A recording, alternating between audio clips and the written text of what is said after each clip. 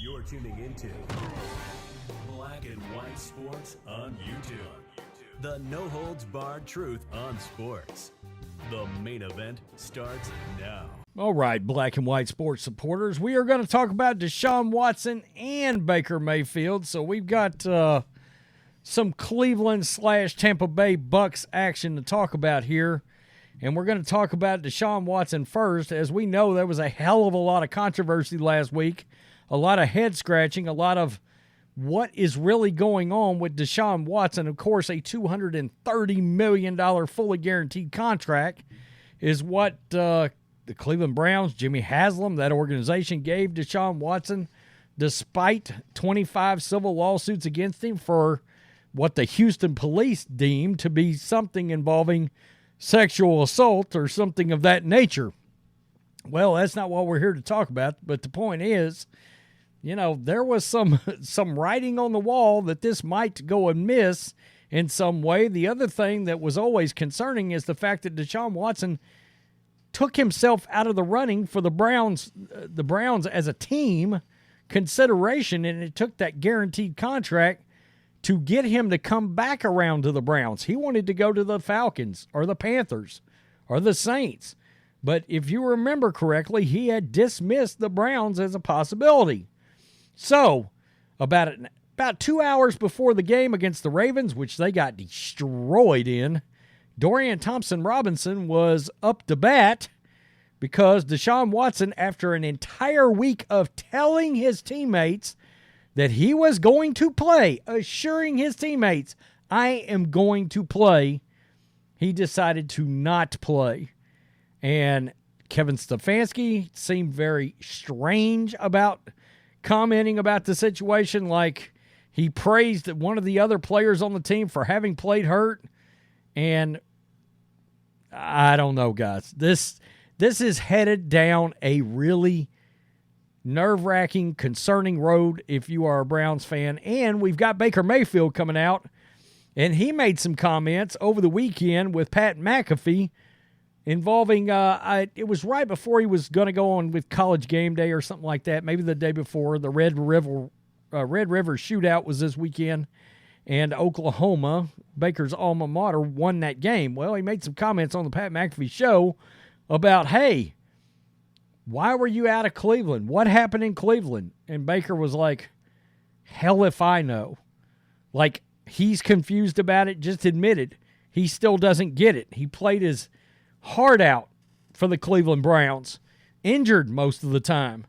Let's get to this. The Browns returned from their week off of practice on Monday, but they were missing a key member of the squad on Friday. By the way, last week the Browns said, we absolutely intend to have Deshaun Watson play against the 49ers.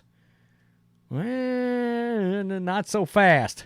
Quarterback Deshaun Watson was not on the field as the team began working towards their Week 6 home game against the Niners. According to the multiple reports, Watson was working inside while the practice session was going on. What in the world? So, Mary Kay Cabot, Kevin Stefanski declined a chance to say he's optimistic about Deshaun Watson facing the 49ers on Sunday. Quote, he's day-to-day working hard, getting better.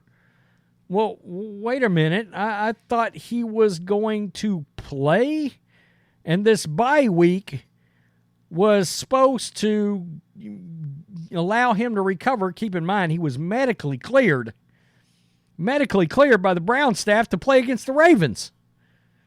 This is getting weird. So, Adam Schefter was on with Pat McAfee just a couple of hours ago, said this.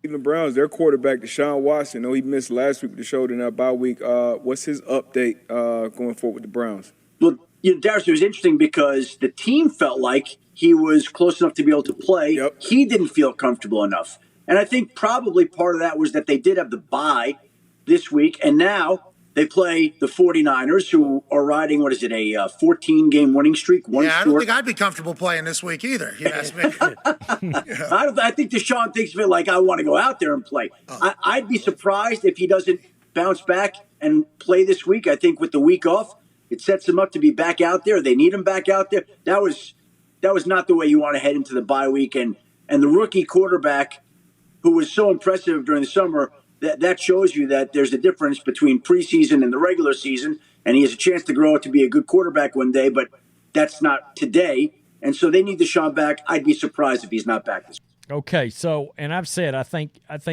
Dorian Thompson-Robinson ends up being the eventual quarterback on this team, but that's neither here nor there. This is so strange. All right, Deshaun Watson was not on the field for the start of Browns practice this morning. So you heard Schefter. He thought he was coming back. After practice, Stefanski noted Watson was rehabbing. Deshaun Watson wasn't on the field as part of his rehab. Treat all of our injured guys as day-to-day. Pressed for more information, Stefanski made a vague statement that will likely be interpreted in a variety of ways. Watson will be out there as soon as he's ready, functionally ready. #Browns.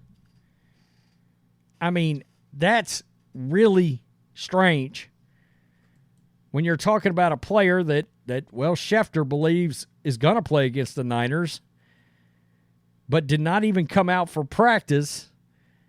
As far as the club is concerned, his actual team, they consider him to be healthy, at least from their medical standpoint. This is going to get very strange. You got to think this is going to get very ugly involving Deshaun Watson, especially in light of the fact that you had this guy, Baker Mayfield, playing with torn labrums as the quarterback of a very, and I've talked about this before, very blue-collar Cleveland, Ohio. All right? And the majority of Browns fans, regardless of what some of these Deshaun Watson defenders will tell you, about 2/3 of the fan base absolutely adored Baker Mayfield. But he got chased out by the ownership for Watson. So, here we go. Baker Mayfield, you're not alone. Tampa Bay's fiery quarterback spoke on Friday why he was unceremoniously dealt from Cleveland, a team that selected him first overall in the 2018 NFL Draft. Should be noted, Baker's playing his ass off this year. Following stops with Carolina and Los Angeles, Mayfield landed and succeeded in Tampa Bay. The Bucs are 3-1 in large part because Mayfield, who's completing a career-best 69.6% of his passes while posting the best quarterback rating of his career, the 28-year-old Heisman-winning quarterback has 7 TDs compared to 2 picks. So he was on with Pat McAfee. This is what he said. Let's talk about the BS, okay? So let's talk about that. So I grew up in Pittsburgh. Tevin grew up in Pittsburgh. So we very much understand the Pittsburgh Steelers, Cleveland Browns rivalry, okay? Whenever you're born, growing up, you hate Cleveland. I assume it's the same way in Cleveland. I didn't grow up there. But in Pittsburgh, you hate the city, you hate the team. When the Cleveland Browns left, everybody in Pittsburgh laughed in Cleveland's face, did not feel bad. Browns come back, same situation. So for you to be the Cleveland Browns quarterback that is able to win a playoff game in Pittsburgh against the Steelers, so not only go to the playoffs, win a playoff game against the Steelers, it felt like at that moment we were all like, well, football gods just said, hey, this guy's going to be in Cleveland forever. This is the Browns guy. This is his moment. And then just a couple years later, you're to the Panthers, and then you're to the Rams, and now you're the Bucs. Did you feel a moment in time, you don't have to say exactly when it was, where you knew maybe this wasn't going to be my forever home? And what was it from the outside looking in? We're very confused by it all. Just want to let you know that. I think I'm still confused too.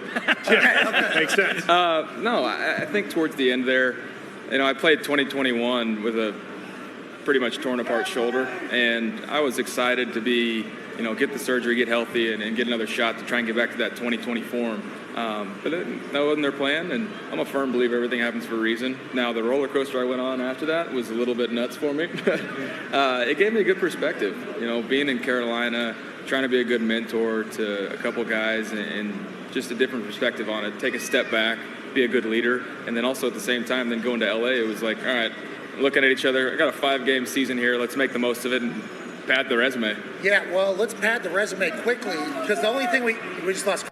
Okay, and we saw last year when he was with the Rams, as long as Baker's got a good offensive-minded coach, it seems like, and Dave Canales down in Tampa Bay seems like he's that guy, but of course Sean McVay, we all remember that comeback he made. I believe it was on Monday Night Football where Baker dropped jaws like 5 days after he walked in the building and won that game. It was pretty eye-opening, and immediately you're thinking, wait a minute, what's going on here? That's the guy that was in Cleveland that played injured and showed all that moxie and that toughness and tried to grit it out. That's even worse for the Deshaun Watson situation because, like, he's medically cleared. He chooses to not play. He doesn't show up to practice today. He's, quote-unquote, rehabbing an injury that the medical staff believes, I guess they think there's a shoulder situation going on there, but their medical staff believes he's healthy enough to play. Kevin Stefanski's acting all weird about the injuries and being purposely vague. You've got to wonder if there's not a larger situation going on there. We got to remember, this guy wanted out of Houston because he was disgruntled. Yikes. I mean, he's only been there. He missed 11 games last year, so he ended up playing 5 or 6.